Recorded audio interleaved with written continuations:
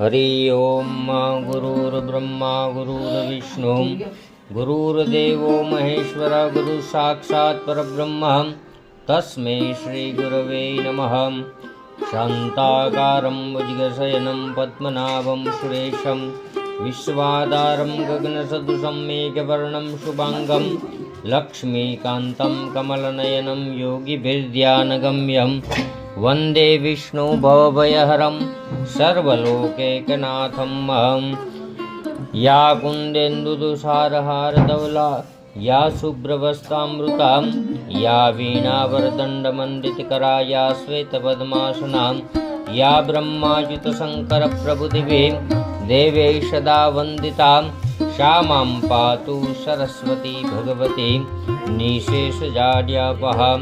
माया कुंडली क्रिया मधुमती काली कला मालिनी मातंगी विजया जया भगवती देवी शिवा संभवी शक्ति शंकर वल्लभं त्रिनयनं वाग्वादिनीं भैरवी ओं ह्रीं कालितिपुरा परा परमयी माता कुमारेश्वरी। मंगलं भगवान् विष्णुर्मंगलं गरुडध्वजा मंगलं पुंडरीकाक्षं मंगलायस्तनोरें। बोलो सत्यनारायण देव की जय, बालकृष्ण लाल की जय, द्वारिकाधीश की जय।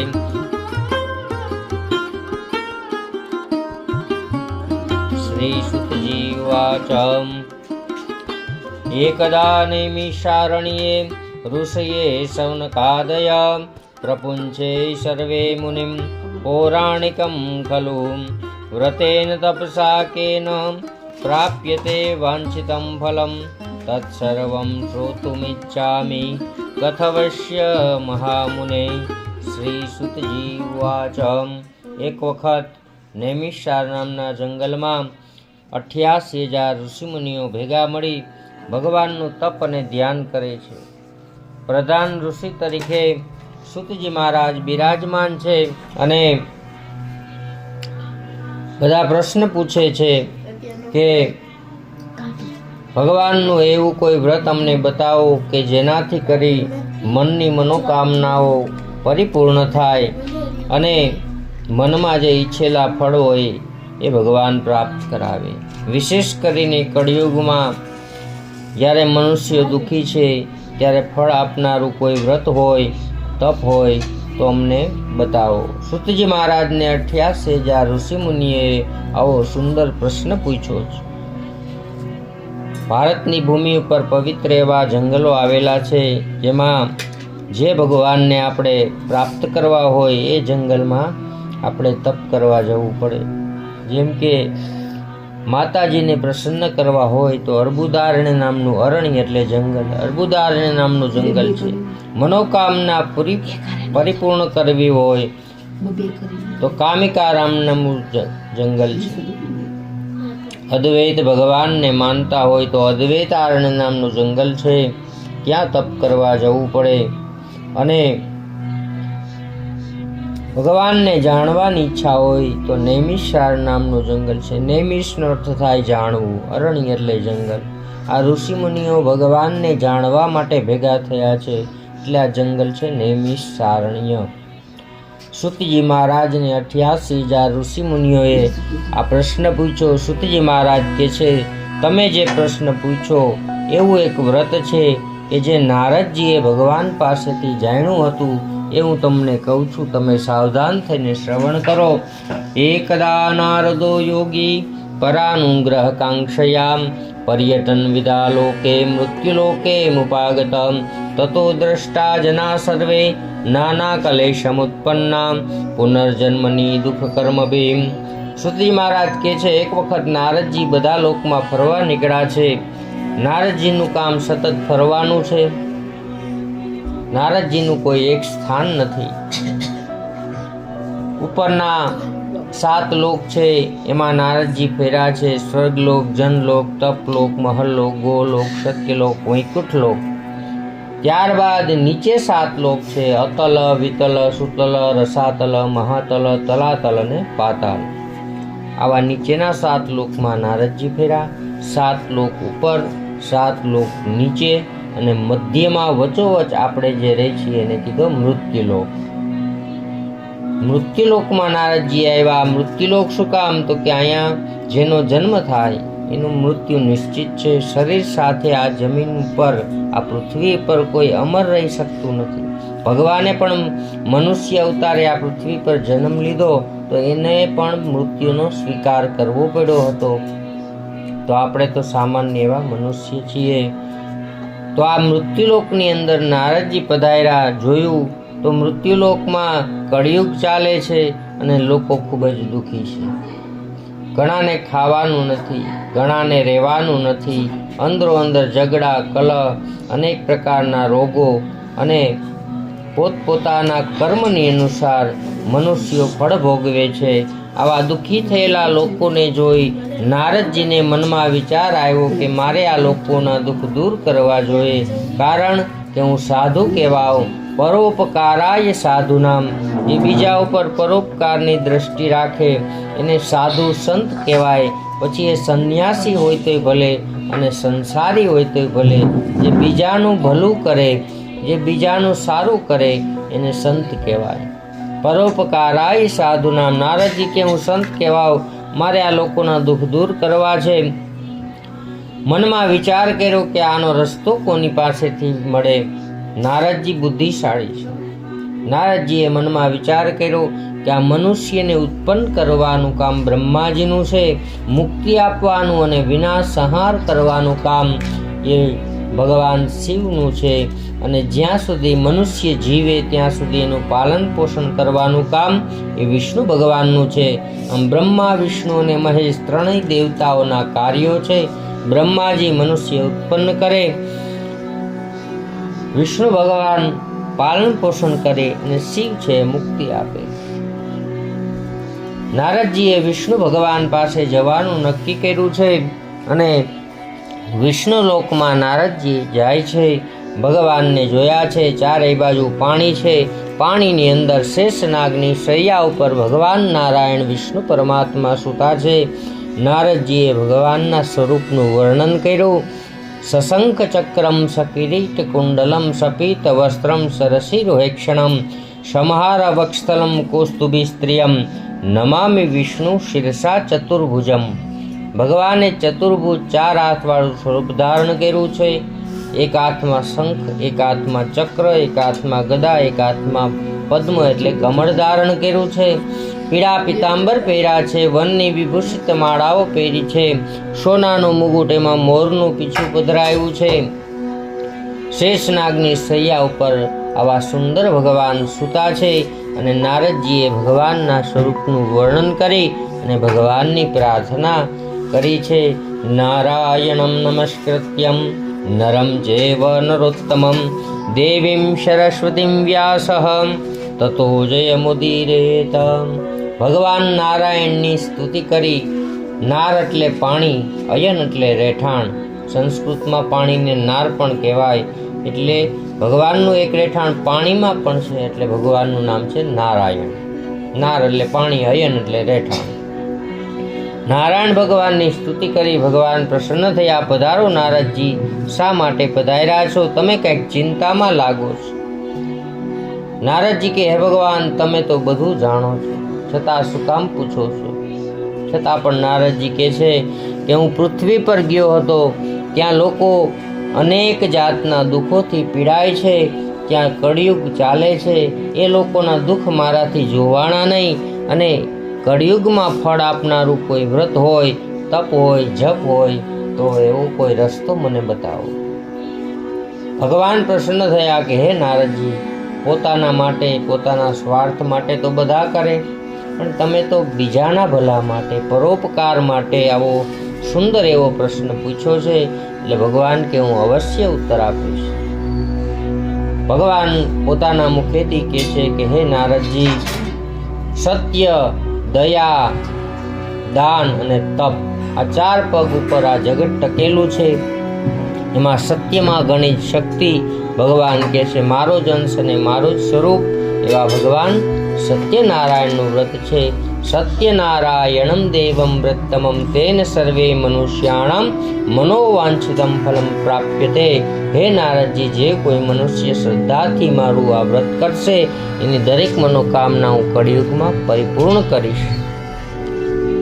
નારદજીએ ભગવાનના મુખેથી આ વ્રત જાણ્યું છે. નારદજી પ્રશ્ન પૂછે કે હે ભગવાન, આ વ્રત કેવી રીતે કરવું, કયા દિવસે કરવું, એ બધું મને વિસ્તારથી કહો. ભગવાન કહે છે, હે નારદજી, આ વ્રત કોઈ પણ દિવસે કરી શકાય છે. વિશેષ કરીને પૂર્ણિમાને દિવસે, એકાદશીના દિવસે, સંક્રાંતિના દિવસે, ગ્રહણના દિવસે, આઠમના દિવસે વિશેષ ફળ આપનારું છે. પણ આ વ્રત કોઈ પણ દિવસે કરી શકાય છે. સગાવાલા ઇષ્ટમિત્રોને બોલાવી ભગવાનની ષોડશોપચાર પૂજા કરવી. ભગવાનની પૂજાનું મહત્વ બતાવ્યું છે કે ભગવાનની શ્રદ્ધાથી પૂજાની વિધિ કરવી. ત્યારબાદ ભગવાનને કેળા અને શીરાનો પ્રસાદ અર્પણ કરવો. રંભાફલમ એટલે કેળા ભગવાનને પ્રિય છે, શીરો એ પણ પ્રિય છે. બીજી પ્રસાદી હોય તો પણ ચાલે, ન હોય તો પણ ચાલે, શક્તિ પ્રમાણે બનાવવી. પણ એક શીરો અને કેળાનો પ્રસાદ ભગવાનને અર્પણ કરવો. ત્યારબાદ ભગવાનને પ્રસાદ અર્પણ કરવો, ભગવાનની કથા સાંભળવી, ભજનને કીર્તન કરવા, ભગવાનનું નામ લેવું. શ્રદ્ધાથી ભગવાનનું આ કાર્ય કરવાથી ભગવાન કે હું દરેક મનોકામના પરિપૂર્ણ કરું છું. આમ નારદજીની કથાનું માધ્યમ બતાવી ભગવાન અંતર ધ્યાન થયા છે. સુતજી મહારાજે 88,000 ઋષિ મુનિઓને આ ભગવાનની આ વ્રતની કથા કઈ સંભળાવી. ઇતિશ્રી સ્કંદર એવા પુરાણે સત્યનારાયણ કથાયામ પ્રથમો અધ્યાય સમાપ્તમ. બોલો કૃષ્ણ કનૈયા લાલ કી, ગિરિરાજ ધરણ કી જય, દ્વારિકાધીશ કી જય, સત્યનારાયણ દેવ કી જય. શ્રી સુતજી ઉવાચ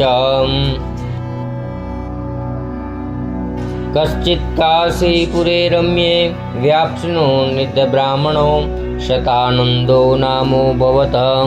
એકદા સ દૃષ્ટ્વા ભગવાન કમલાપતિ વૃદ્ધ બ્રાહ્મણ સ્વરૂપેણ પૃથ્વીલોકે મુપાગતમ.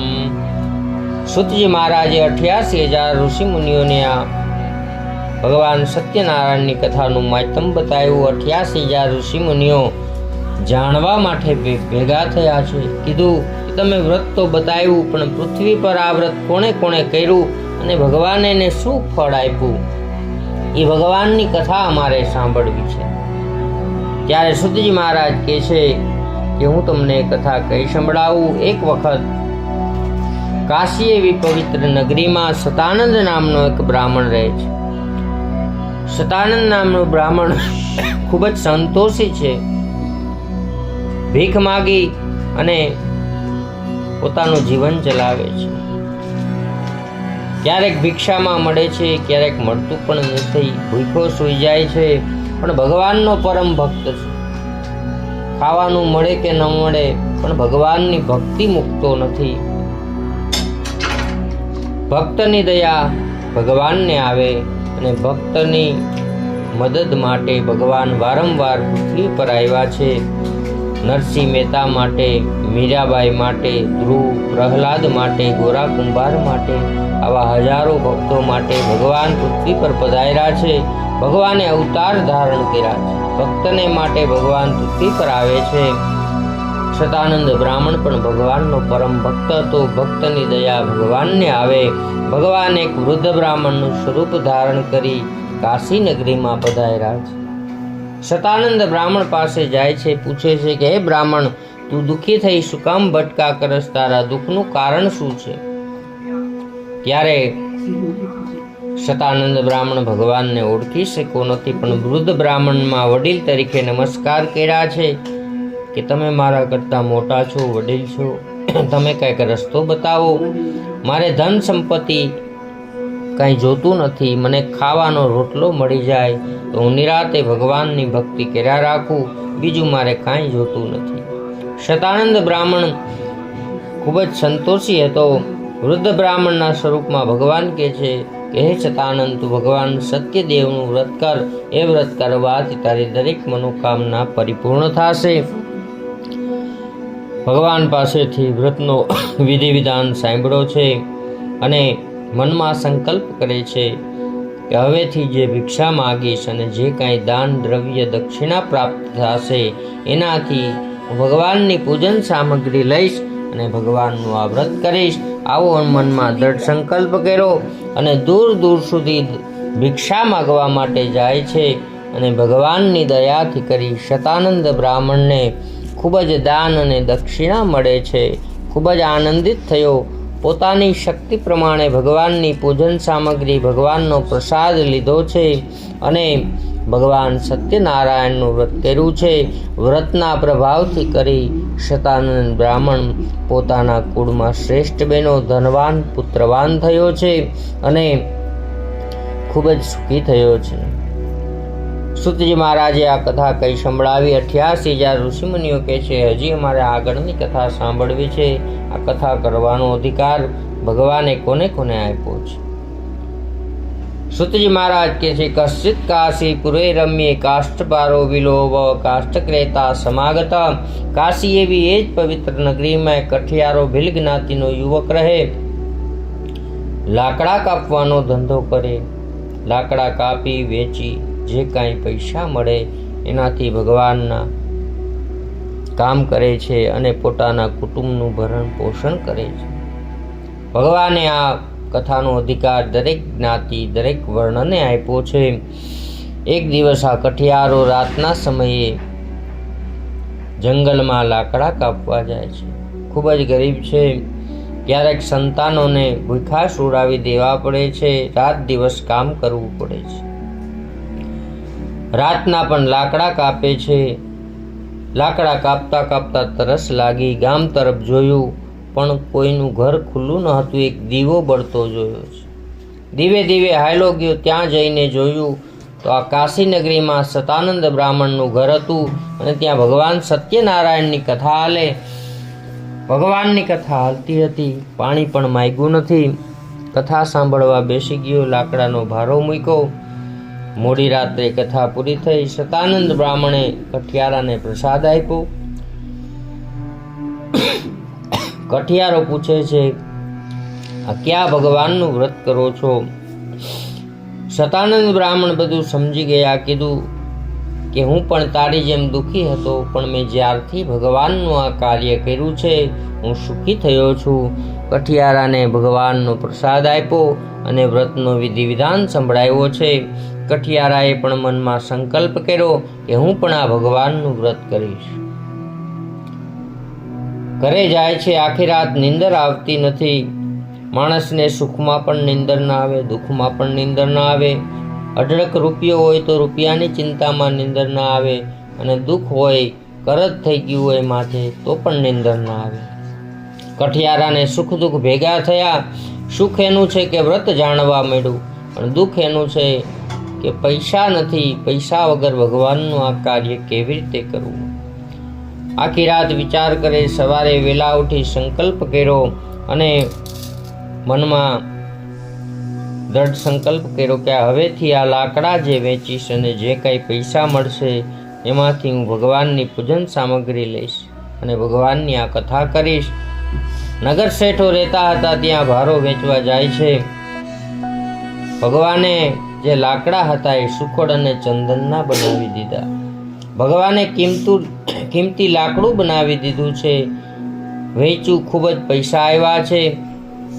પોતાની શક્તિ પ્રમાણે પૂજન સામગ્રી લીધી છે અને સગાવાલા ઈષ્ટ મિત્રોને બોલાવી કઠિયારાએ ભગવાન સત્યનારાયણની કથા કરી છે. કથાના પ્રભાવથી કરી કઠિયારો ખૂબ જ સુખી થયો છે, ધનવાન પુત્રવાન થયો છે અને આ લોકમાં ખૂબ જ સુખ ભોગવી અને જીવો ત્યાં સુધી ભગવાનનું વ્રત કરતો રહ્યો છે, ભગવાનની ભક્તિ કરતો રહ્યો છે અને અંતે ભગવાનના પરમ પદને પ્રાપ્ત કર્યું છે. ઇતિ શ્રી સ્કંદ રેવા પુરાણે સત્યનારાયણ કથાયામ દ્વિતીયોધ્યાય સમાપ્તમ. બોલો કૃષ્ણ કનૈયા લાલ કી જય, ગિરિરાજ ધરણ કી જય.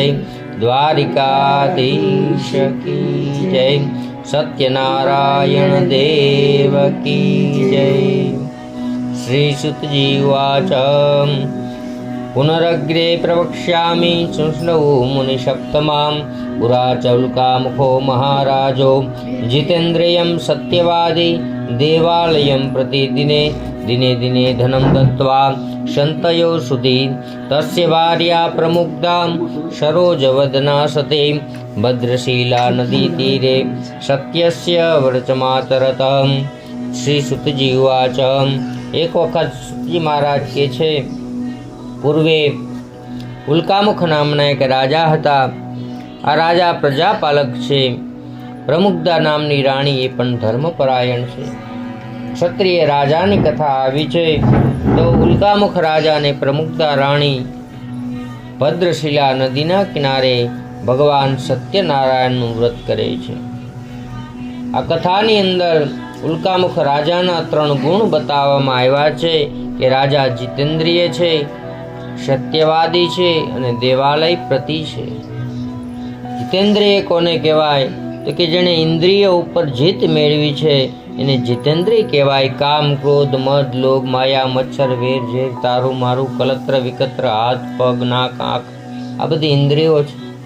એને વશમાં રાખવી પડે તો સુખ આવે. રાજાનો પહેલો ગુણ છે જીતેન્દ્રિય. બીજો ગુણ છે સત્યવાદી, રાજા હંમેશા સત્ય બોલે. ત્રીજો ગુણ છે દેવાલય પ્રતિ. દેવાલય એટલે ભગવાનનું મંદિર, પ્રતિ એટલે દરરોજ ભગવાનના મંદિરે જવું એ રાજાનો નિયમ હતો. એક દિવસ ઉલ્કામુખ રાજા એ પ્રમુગ્ધા રાણી ભદ્રશિલા નદીના કિનારે ભગવાન સત્યનારાયણનું વ્રત કરે છે. એદેન મંતરે તત્ર સાધુરેક સમાગત વાણિજ્યાર્થે બહુધનરેક. એવા સમયે એક સાધુ નામનો વાણિયો વેપાર કરવા માટે નીકળ્યો છે. વિશ્રામ કરવા માટે આ વહાણ કિનારા પર ઊભું રાખ્યું અને નીચે ઉતરો છે. ઉલ્કામુખ રાજાને પ્રમુગ્ધા રાણીને વ્રત કરતા જોયા છે. ભગવાનની સ્થાપન માંડવી જોઈ નમસ્કાર કર્યા. રાજાને પણ નમસ્કાર કર્યા છે. સાધુ વાણીઓ રાજાને પૂછે છે, તમે આ કયા દેવનું વ્રત કરો છો? ઉલ્કામુખ રાજા કહે છે, આ ભગવાન સત્યનારાયણનું વ્રત છે અને આ વ્રત કરવાથી કરી મને મનની શાંતિ મળે છે. હું પણ સુખી છું, મારી પ્રજા પણ સુખી છે. સાધુ વાણીઓ વેપારી હતો અને વેપારી હોય એ ફાયદો પહેલા જુએ અને ફાયદા વગરનું કાંઈ કામ કરે નહીં.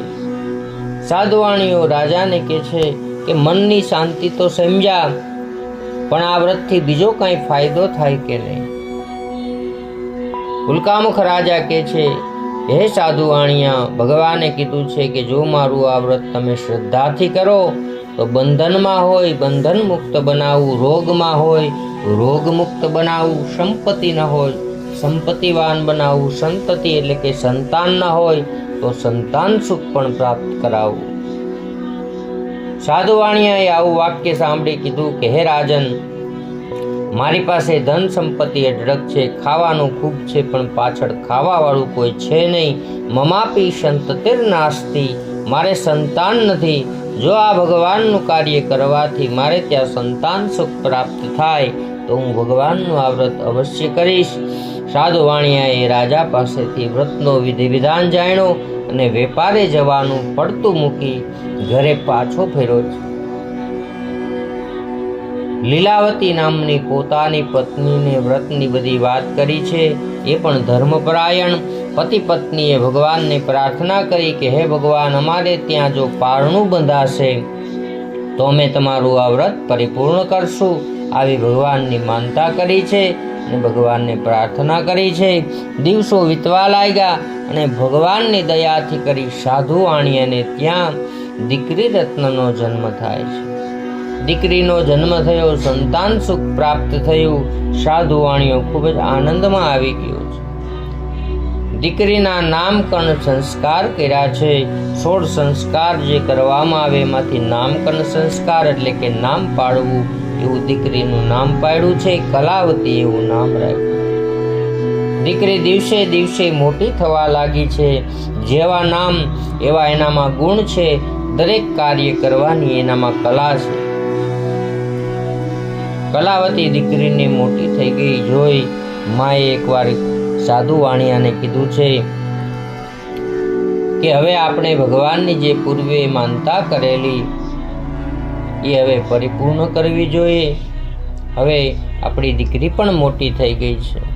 ત્યારે વેપારમાં ફસાયેલું સાધુ વાણિયો કહે છે કે એક તો અત્યારે વેપારમાં સમય નથી અને અત્યારે ખોટે ખોટો ખર્ચો કરવો, એના કરતાં જ્યારે દીકરીના લગ્ન કરશું ત્યારે આ ભગવાન સત્યનારાયણની કથા કરી નાખશું.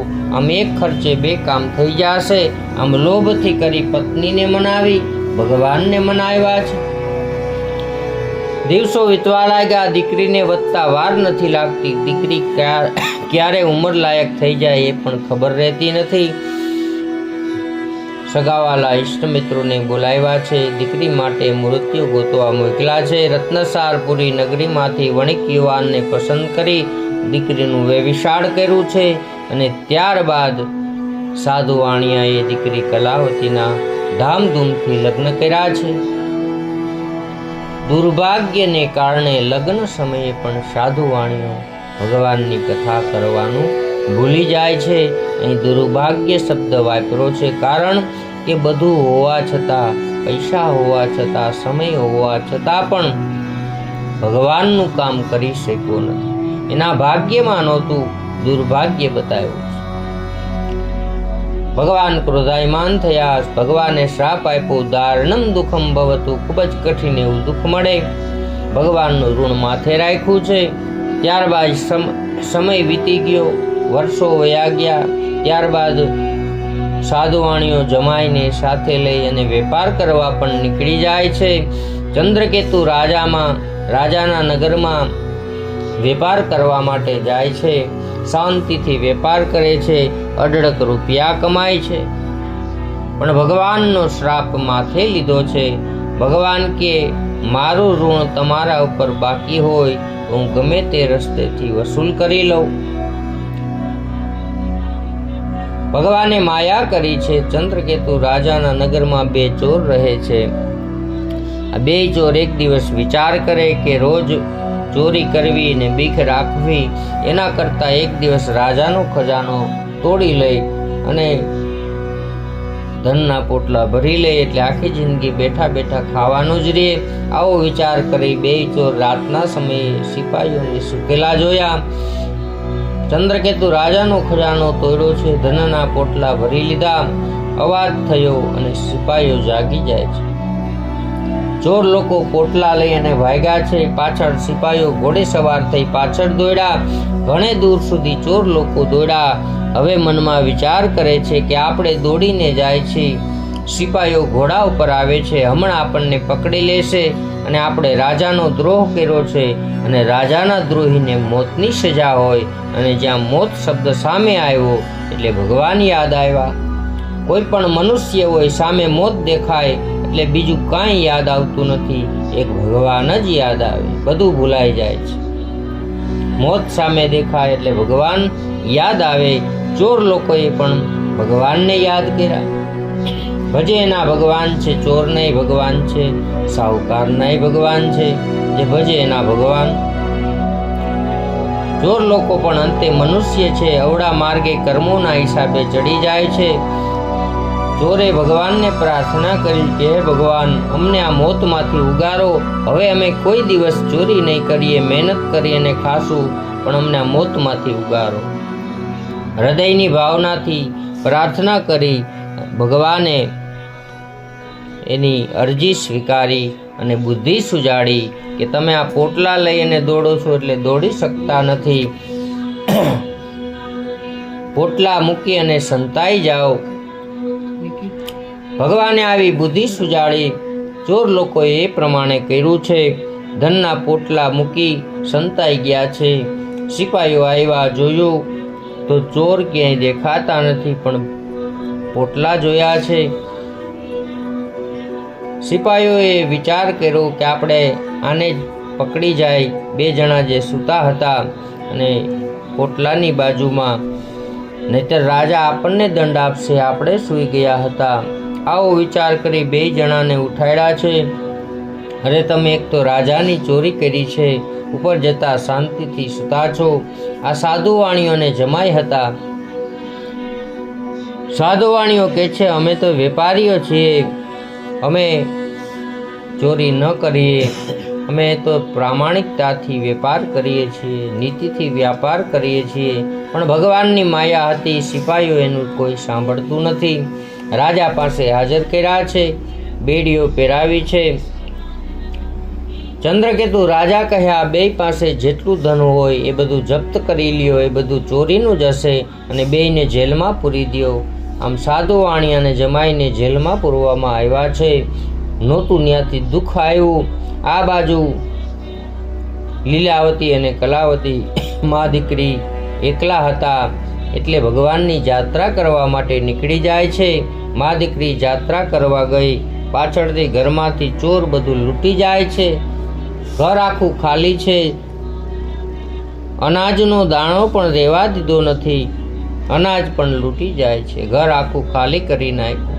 યાત્રા કરી મા દીકરી પાછી આવી, જોયું તો ઘર આખું ખાલી છે. હવે શું કરવું? દીકરી કલાવતી સગાવાલાને ત્યાં ભિક્ષા માગવા જાય છે. પણ સગાવાલા કેટલા દિવસ, એક દિવસ બે દિવસ ભિક્ષા આપે, પછી સગાવાલા પણ ભિક્ષા આપતા બંધ થયા છે. ગામમાં ભિક્ષા માગે છે, ગામ લોકો પણ કેટલા દિવસ આપે. હવે નગરમાં એક બ્રાહ્મણનું ઘર બાકી રહ્યું, પણ બ્રાહ્મણને ત્યાં ભિક્ષા માગવા જવાય નહીં. પણ પેટ માટે અને ભૂખ માટે મનુષ્યને બધું કરવું પડે છે. ભૂખ માટે દીકરી કલાવતી રાતના સમયે કોઈ જોવે નહીં એટલા માટે બ્રાહ્મણને ત્યાં ભિક્ષા માગવા જાય છે. બ્રાહ્મણને ત્યાં ભિક્ષા માગવા ગઈ તો ત્યાં ભગવાન સત્યનારાયણની કથા હાલે. ભગવાનનું સ્થાપન જોયું છે. સંસ્કારી કુટુંબની દીકરી હતી, સારા ઘરની દીકરી હતી. કથામાં મન લાગ્યું અને કથા સાંભળવા બેસી જાય છે. મોડી રાત્રે કથા પૂરી થઈ. બ્રાહ્મણે દીકરીને પ્રસાદ આપ્યો. દીકરી કલાવતી બ્રાહ્મણને પૂછે છે કે તમે આ કયા દેવનું વ્રત કરો છો? મેં ઘણા વ્રત વટોલા કર્યા છે, ઘણા વ્રત જોયા છે, પણ આ દેવનું કોઈ દિવસ વ્રત જોયું નથી. આ કયા ભગવાનનું વ્રત છે? બ્રાહ્મણ કહે છે આ ભગવાન સત્યનારાયણનું વ્રત છે. એમ કરી ભગવાને એનો પ્રસાદ આપ્યો છે દીકરીને. દીકરીએ મનમાં વિચાર કર્યો કે આજે આ પ્રસાદ ખાઈ અને રાત વિતાવશું, કાલનું જોયું જશે. આમ પ્રસાદ લઈ મોડી રાત્રે ઘરે આવી. માં કહે છે અરે દીકરી અત્યાર સુધી ક્યાં હતી? દીકરી કલાવતી કહે છે હે માં, હું બ્રાહ્મણને ત્યાં ભિક્ષા માગવા ગઈ હતી. ત્યાં ભગવાન સત્યનારાયણની કથા હાલતી હતી અને આ પ્રસાદ લઈને આવી છું. જેવું ભગવાનનું નામ સાંભળ્યું. માં કહે છે અરે દીકરી, તારા જન્મ સમય પહેલા મેં અને તારા પિતાએ ભગવાનની આ માનતા કરેલી, ભગવાનનું આ વ્રત કરવાનું નિયમ લીધેલું, પણ હજી સુધી આ વ્રત પરિપૂર્ણ કર્યું નથી, એટલે જ આ દુઃખ આવ્યું લાગે છે. આમ માને યાદ આવે છે. માએ ભગવાનને પ્રાર્થના કરી કે હે ભગવાન, અમને ક્ષમા કરો, અમે તમારું આ વ્રત કરવાનું ભૂલી ગયા છીએ. અમારી પાસે જ્યારે પૈસા આવશે ત્યારે અમે તમારું વ્રત પરિપૂર્ણ કરશું. અમને ક્ષમા કરો, અમે તમારું આ કાર્ય કરવાનું ભૂલી ગયા છીએ. પ્રાયશ્ચિત કર્યું છે. ભગવાન તો દયાળુ છે. ભગવાને ગ્રાહકને મોકલો. લીલાવતીને પૈસા આપ્યા છે. આ ગ્રાહકે કીધું કે મારા શેઠ પાસેથી હું આ પૈસા ઉછીના લઈ ગયો હતો, એ જમા કરી લ્યો. ભગવાનને જો દેવું હોય તો ગમે તે રસ્તે દઈ દઈએ, લેવું હોય તો ગમે તે રસ્તે પાછું લઈ લે છે. એ બધું ભગવાનના હાથમાં છે. પૈસા આવ્યા. મા દીકરીએ ભગવાનની કથા કરવાનો નિર્ણય કર્યો છે. પોતાની શક્તિ અનુસાર પૂજન સામગ્રી પ્રસાદ લઈ ભગવાનની કથા કરવાનો નિર્ણય કર્યો. ભગવાન પ્રસન્ન થયા. ભગવાન ચંદ્રકેતુ રાજાના સ્વપ્નમાં ગયા. કીધું કે હે રાજન, તમારી જેલમાં તમે બે વેપારીઓને પૂરેલા છે, એ બે નિર્દોષ છે, એને તમે છોડી મૂકો. ચંદ્રકેતુ રાજાએ સવારે સભા બોલાવી સિપાહીઓને આજ્ઞા કરી કે બે વેપારીઓને હાજર કરો. સાધુવાણીઓને જમાઈને હાજર કરવામાં આવ્યા છે. બે જણા ધ્રુજે છે. કે આજ તો નક્કી મોતની સજા કરવામાં આવશે. સાધુ વાણીઓ મનમાં વિચાર કરે છે અને કહે છે કે હે ભગવાન, અમે કોઈ દિવસ અનીતિથી વ્યાપાર કર્યો નથી, કોઈનું ખોટું કર્યું નથી, છતાં પણ વિના વાકે આજ તમે અમને મોતની સજા કરાવો છો. ભગવાનનો વાંક કાઢે છે અને ભગવાનને દોષ આપે છે. ચંદ્રકેતુ રાજા કહે કે હવે તમારે કોઈ પણ બીક રાખવાની જરૂર નથી. તમારા પર કોઈ દેવનું ઋણ બાકી હતું એટલે તમે દુઃખી થયા છો. હવે તમે નિશ્ચિંત બનો, એ ઋણમાંથી તમે મુક્ત થયા છો. બેયની બેડીઓ ખોલાવી છે, સારા વસ્ત્ર અલંકાર પહેરવા માટે આપ્યા છે. ત્યારબાદ ચંદ્રકેતુ રાજાએ બેયને સારું આસન આપી સાધુવાણી અને જમાઈનું સ્વાગત કર્યું, સન્માન કર્યું છે. જેટલું ધન રાજાએ લઈ લીધું હતું એના કરતાં બમણું ધન પાછું આપ્યું છે. અને ત્યારબાદ રાજા પાસેથી વિદાય લઈ સાધુવાણીઓને જમાઈ પોતાના નગર તરફ જવા નીકળ્યા છે. ઇતિ શ્રી સ્કંદ રેવા પુરાણે સત્યનારાયણ કથાયામ તૃતીયોધ્યાય સમાપ્તમ. બોલો કૃષ્ણ કનૈયા લાલ કી જય, ગિરિરાજ ધરણ કી જય, દ્વારિકાધીશ કી જય, સત્યનારાયણ દેવ કી જય. શ્રી સુતજી ઉવાચ યાત્રાં તુ ગત્વં પૂર્વિકાં મંગલમ તત્ર સાધુરેક દેવાલયં પ્રતિ ગત્વા સાધુ સંतं દક્ષિણાર્ભવતો તદતં નગરં ગત્વા તે. સુતજી મહારાજ કહે છે, રાજા પાસેથી વિદાય લઈ સાધુવાણીઓને જમાય વહેલા ભગવાનના મંદિરે જાય છે. ભગવાનની પૂજા કરી ક્ષમા માગી સાધુ સંતોને દક્ષિણા આપી ત્યારબાદ પોતાના નગર તરફ જવા નીકળ્યા છે. ઘણે દૂર સુધી વહાણ ચલાવ્યું. એક કિનારા પર વિશ્રામ કરવા માટે નીચે ઉતર્યા છે. આ બાજુ ભગવાનને કસોટી કરવાનું મન થયું છે કે મેં આને બધું પાછું અપાયું, હવે એનું મન કેવું છે ને અભિમાન તો નથી. ભગવાનનો ખોરાક અભિમાન છે. ભગવાન અભિમાન ખાય છે.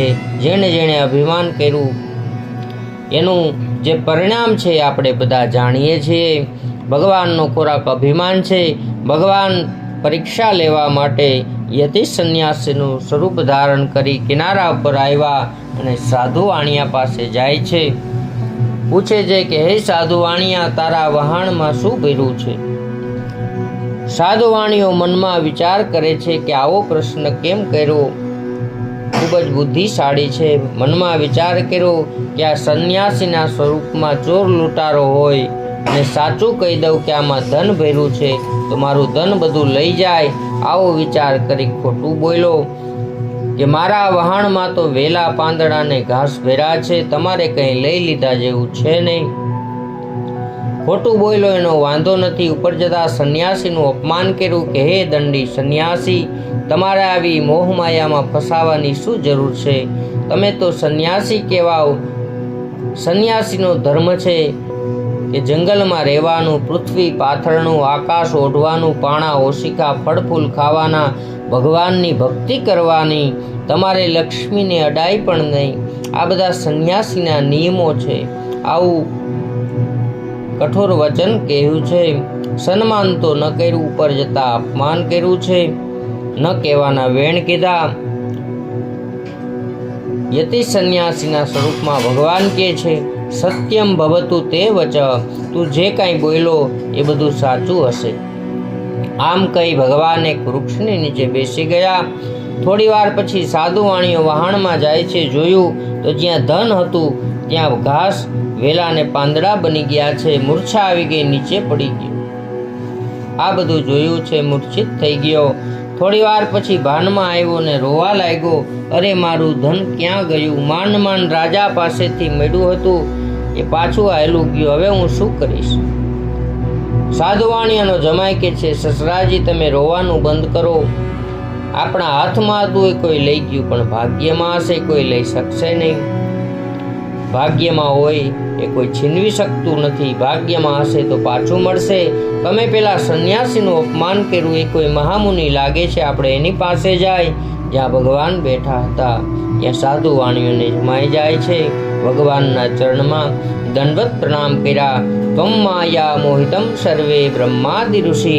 હે ભગવાન, તમારી માયામાં તો શંકર ભગવાન, દેવો, દાનવો, અક્ષર, ગાંધર્વ, રાક્ષસ, બ્રહ્માજી, ઇન્દ્ર, ઋષિ મુનિઓ આ પણ બધા તમારી માયામાં ફસાઈ ગયા છે.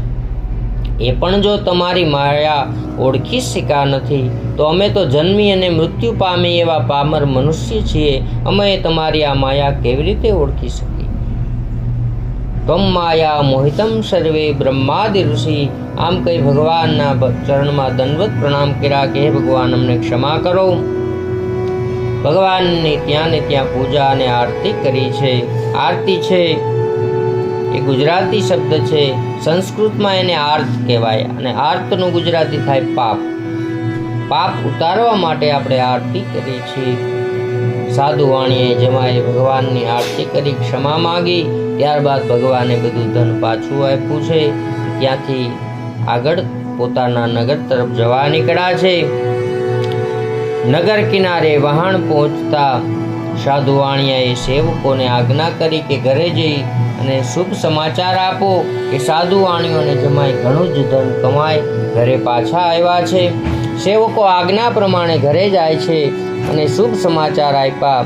પણ જ્યારે આ શુભ સમાચાર આપ્યા ત્યારે કલાવતી અને લીલાવતી મા દીકરી ભગવાન સત્યનારાયણની કથા કરે. ભગવાનની પૂજન વિધિ હાલતી હતી ત્યારે આ શુભ સમાચાર સાંભળ્યા કે જેની વર્ષોથી રાહ જોતા હતા. જેવા સમાચાર સાંભળ્યા એટલે કથામાં મન રહ્યું નથી. તન એટલે શરીર ભગવાનની પાસે અને મન વહી ગયું કિનારા ઉપર. શરીર અને મન બે જુદા છે. આ શરીરમાં મન હોય તો જ આપણું શરીર કામનું છે. મન ગમે ત્યાં જઈ શકે છે. મનની ઝડપ ખૂબ જ છે. મન ઘડીક વારમાં ગમે ત્યાં પહોંચી શકે છે. શરીર ભગવાન પાસે, મન વહી ગયું કિનારા ઉપર. માં કહે છે દીકરીને તું કથા પૂરી કરીને આવજે, હું કિનારા ઉપર જાઉં છું. માં કિનારા ઉપર જાય છે. દીકરી કલાવતીને પણ કથામાં મન નથી. ભગવાનની પૂજા કરી ન કરી, કથા સાંભળી ન સાંભળી અને ભગવાનનો પ્રસાદ લીધા વગર ઉતાવળે દીકરી કિનારા ઉપર દોડી જાય છે. ભગવાન ક્રોધાયમાન થયા કે મારા પ્રસાદનો અનાદર થયો છે. ભગવાને માયા કરી દીકરી કલાવતી કિનારા પર પહોંચી પોતાના પિતાને જોયા છે, પણ પોતાનો પતિ ક્યાંય દેખાતો નથી. બધા વિચાર કરે કે હમણાં તો જમાઈ સાથેનું વહાણ હતું, એટલી વારમાં ક્યાં ગયું? પાણીમાં શોધખોળ કરી છે પણ ક્યાંય જમાઈ કે વહાણનો પત્તો લાગતો નથી. બધા ચિંતાતુર થયા. સાંજ પડવા આવી. દીકરી રડવા લાગી. હવે જીવીને શું કરવું? પતિની પાછળ ચિતા સળગાવી મરવા માટે તૈયાર થાય છે. આ બાજુ ભગવાનને મનમાં વિચાર આવ્યો કે દીકરી જો મૃત્યુ પામશે તો મને દોષ લાગશે. આપણને એમ થાય કે ભગવાનને થોડો દોષ લાગે, ભગવાન તો બધાને મૃત્યુ આપે જ છે. પણ ભગવાને એવો વિચાર કર્યો કે સાધુ વાણિયાને સંતાન નહોતું, મારી માનતા કરી મેં આ દીકરીને આપી છે અને હું જ પાછી લઈ લઉં તો એ દોષરૂપ ગણાય. આપણે કોઈને ભેટમાં વસ્તુ આપી અને પછી પાછી લઈ લઈ તો એ દોષરૂપ ગણાય. આવો વિચાર કર્યો એટલે ભગવાને આકાશવાણી કરી છે કે હે સાધુ વાણિયા, તારી દીકરી મારા પ્રસાદનો અનાદર કરીને આવી છે. મેં જ એના પતિને દ્રશ્ય કર્યો છે. જેવી આકાશવાણી સાંભળી દીકરી દોડતી દોડતી ઘરે ગઈ. ભગવાન પાસે રડવા લાગી, હે ભગવાન, હવે અમારી કસોટી કરવાનું બંધ કરો. અમે તો પામર મનુષ્ય છીએ, અમારાથી ભૂલ થઈ જાય, અમને ક્ષમા કરો. રડતા રડતા ભગવાનની ક્ષમા માગી. ભગવાનનો પ્રસાદ લીધો છે. ભગવાનનો પ્રસાદ લઈ કિનારા ઉપર પાછી આવી પોતાના પતિના દર્શન કર્યા છે. સાધુ વાણીઓ કહે છે હવે જલ્દીથી ઘરે હાલો. બધા ઘરે આવ્યા. ફરીથી ભગવાનનું પૂજન કર્યું. ભગવાન સત્યનારાયણની કથા કરી છે.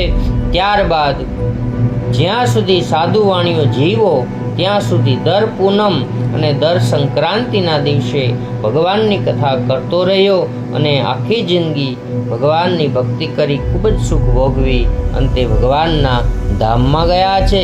ઇતિ શ્રી સ્કંદ રેવા પુરાણે સત્યનારાયણ કથાયામ ચતુર્થો અધ્યાય સમાપ્તમ. બોલો કૃષ્ણ કનૈયા લાલ કી, ગિરિરાજ ધરણ કી જય, દ્વારિકાધીશ કી જય, સત્યનારાયણ દેવ કી જય. શ્રી સુતજી વાચ પુનરગ્રે પ્રવક્ષ્યામિ શૃણ્વુ મુનિસપ્તમામ. પુરાચંગધ્વજો મહારાજો પ્રજાપાલ તત્પર, એકદા સ વને ગત્વા નાના પશુવિહીન, સત્યદેવેશ પ્રસાદત્યા દુઃખપાતક. સુતજી મહારાજ કહે છે, પૂર્વે એક અંગદુજ નામના રાજા હતા. આ રાજા પ્રજાપાલક હતા, પણ એક દિવસ એને શિકાર કરવાનું મન થાય છે. વિનાશકાલે વિપરીત બુદ્ધિ એક દિવસ શિકાર કરવાનું મન થયું.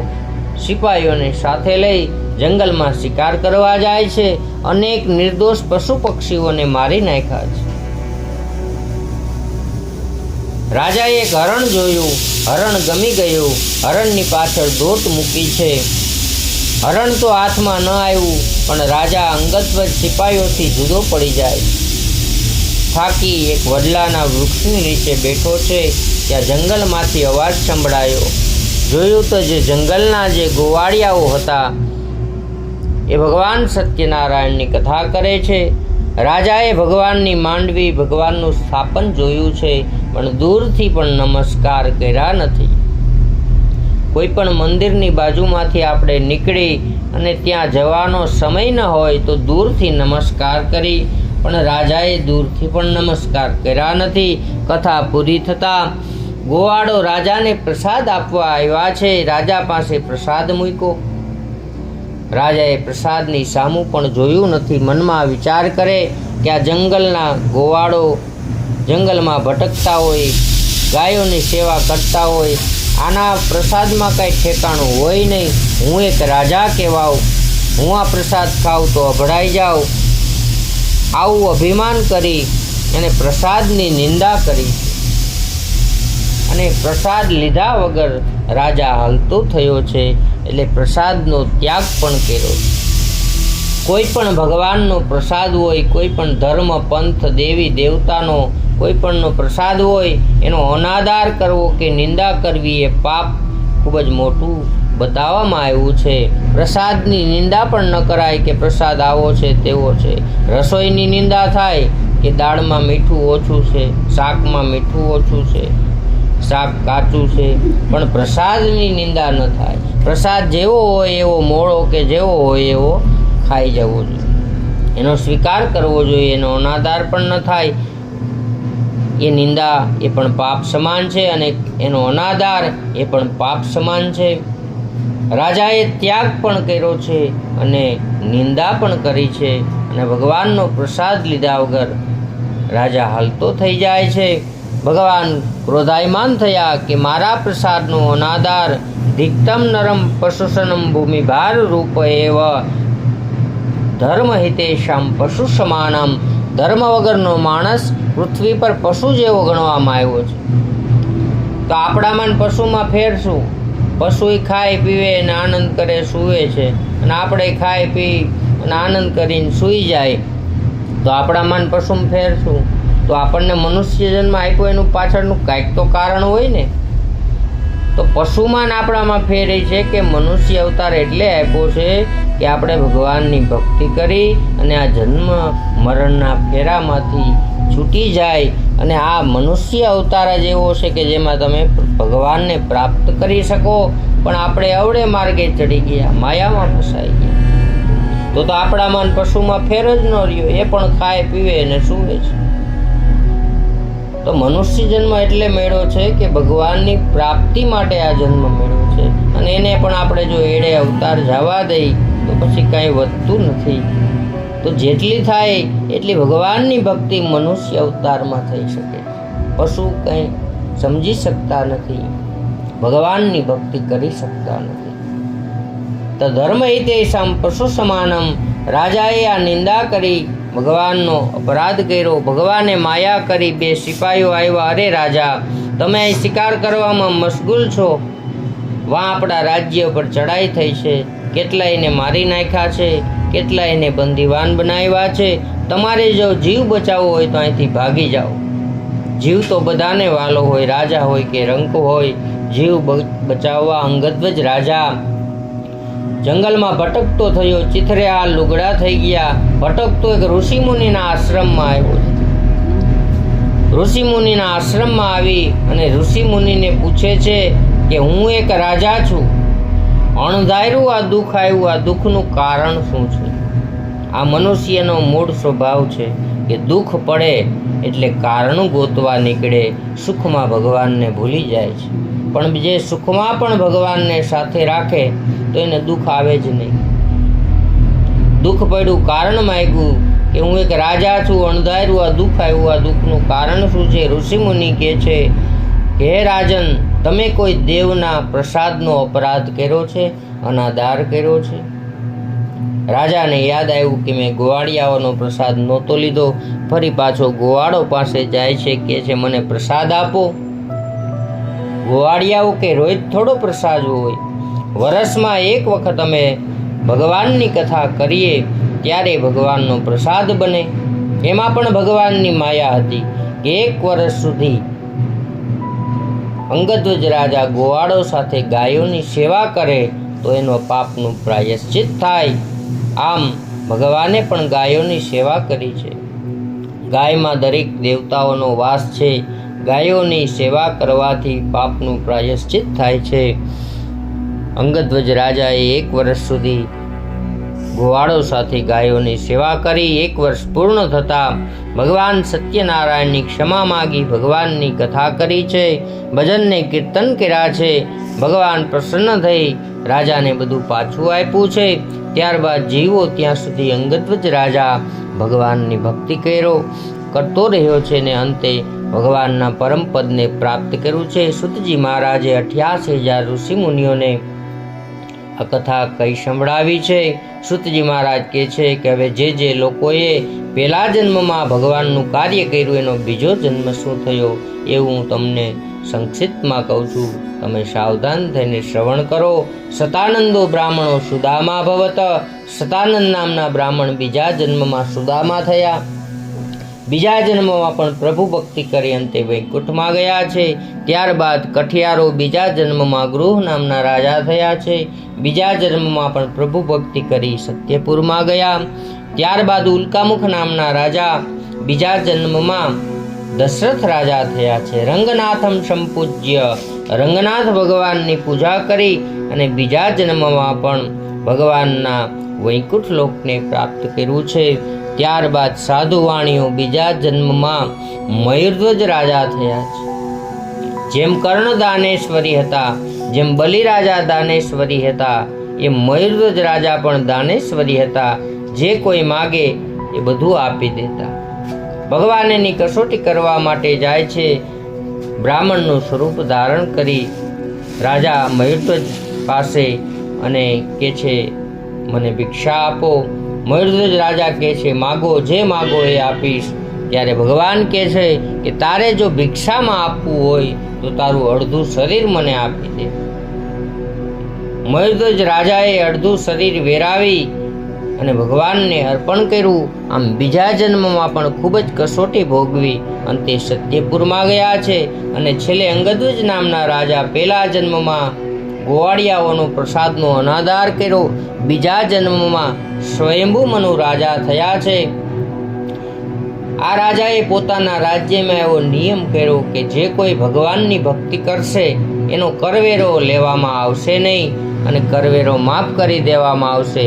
આમ પોતે તો ભક્તિ કરી, પ્રજાને પણ ભક્તિ કરાવી, પરાણે ભક્તિ કરાવી, બીજાને ભક્તિના માર્ગે દોરવા એ પણ ભક્તિનું અને પુણ્યનું કામ છે. આમ પોતે ભક્તિ કરી અને પ્રજાને પણ ભક્તિ કરાવી છે.